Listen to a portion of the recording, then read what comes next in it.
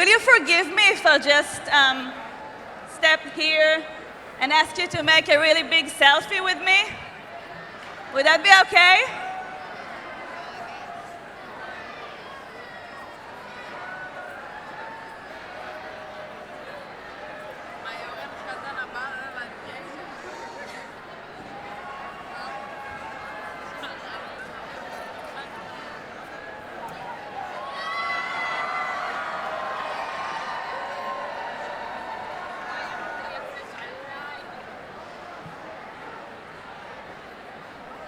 I feel very much at home here because I know that I'm standing among thousands of young people who are doing something very different than what most people do. We are involved and we have hope. We have decided to make this world better. We have decided to make tikkun olam, and that is a big thing. And do you know why? Because we live in times where hope is at risk. Our democracy is more fragile than it's been in decades.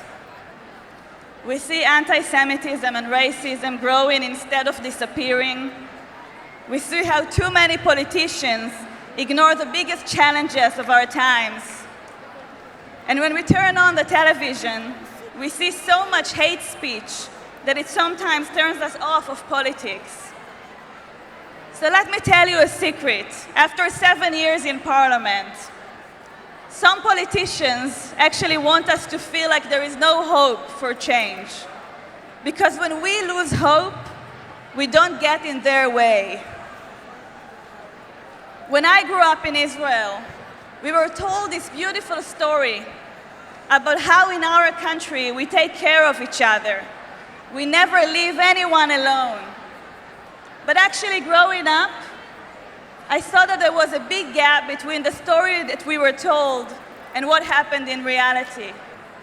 In reality, we were divided into different tribes, Jews and Arabs, ultra-Orthodox, religious, secular, all separated. Socioeconomic gaps became enormous, and the sense of possibility of ever-changing reality became low. People just stopped believing. Every time we went out to the street to protest and try to change things, we were told that we should stop. Stop protesting, stop having these big dreams, because reality is not going to ever change. But then in 2011, I was a student at the time, struggling to pay my rent. We decided to go to the street and protest on housing prices. We were only 10 students, and together we went and pitched tents in the boulevard in Tel Aviv and said we had no place to live until things are going to be different. Do you know how many people joined us? We were joined by 500,000 Israelis. The equivalent of that here in America would be 19 million Americans marching together, demanding social justice. And this became a protest not about housing, but about our home, about what Israel is supposed to be as our home. And together, 500 million Israelis, we demanded change. And you know who was the only one to not agree with us? It was our government. And that's why I decided to run to politics and earn my seat in Parliament. I ran when I was 26 years old. I had no money and no political connections, but I had a lot of volunteers who came and pitched tents in every voting place and helped me win my seat. I got into Parliament at 26, got into the Finance Committee as the only woman on the committee, and within months, I discovered that our political system was even more corrupt than I imagined when I was outside. But I discovered another thing, that every time that we operate together, we can win. When I was handed with the real numbers of what's happening to our money, I decided that I'm not going to stay quiet. that I'm not going to accept all the warnings of people telling me that I should shut up and be calm and allow the older politicians to go and play with our money, that instead of going to serve our healthcare and education system was going into political interests. So what I did was to take all the numbers that we were given in the committee, all the hidden figures that were hidden from the Israeli public, and I uploaded everything online to make sure that every Israeli knows what our government is doing. And that was when I stopped being alone. Hundreds of people came, and we became thousands. We developed apps. We went to the Supreme Court to fight. We filibustered night after night on the committee. And we made the state budget transparent for the first time in Israel's history. We blocked corruption and we changed the rules. And the reason we could do it was because we did it together. Because of sitting there afraid of everything, we decided to gather together and change reality.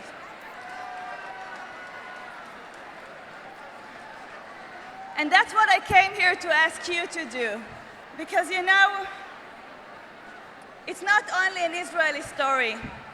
Both in Israel and also here in the US, there are politicians who try to play with our fears.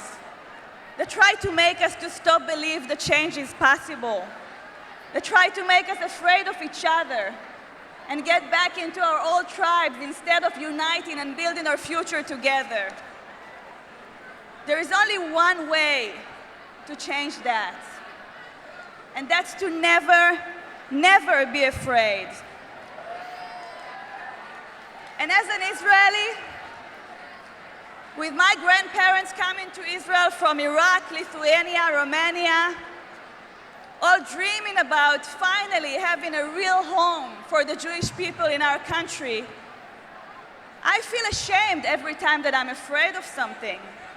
They already achieved the impossible.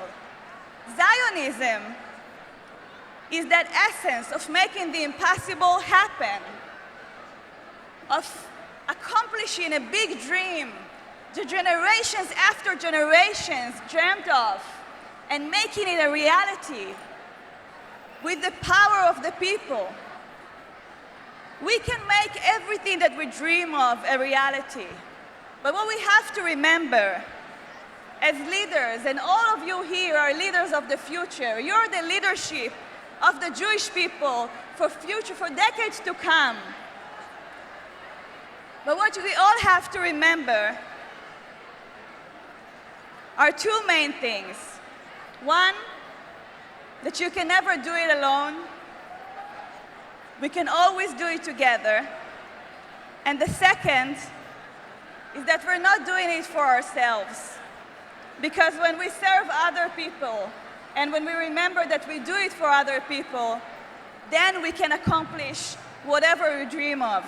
So I'm asking you to be Zionists today, to believe that we can achieve the impossible, to believe that we confront every challenge, challenges in Israel, challenges here in the United States, are global challenges that take all of us to work for them together.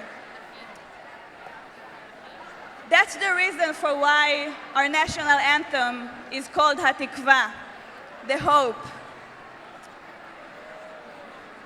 Because our biggest magic in Israel and our biggest magic as Jews is to believe in hope, to believe in tikkun olam, and to make everything that we can in order to make other people believe in that hope too.